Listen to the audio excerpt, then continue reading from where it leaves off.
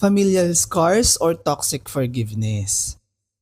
The unforgivable debt or utang na loob? Can parents or elders commit unforgivable acts and still demand respect and forgiveness based on utang na loob they feel is owed to them? Ang utang na loob na hindi matatawaran.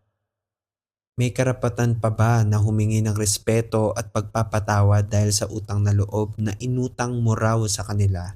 Moraw sa kanila. Sa kanila. Ikaw, Bakit ako? anong take mo? Ba hindi. Para sa akin, dapat pagka nakagawa ng kasalanan, Na unforgivable. na unforgivable of course, is tabla-tabla yung utang na loob. Mm. Iba naman kasi yung pagtanaw mo ng utang na loob sa pag-enable sa ganong klaseng ugali or kung ano man yun.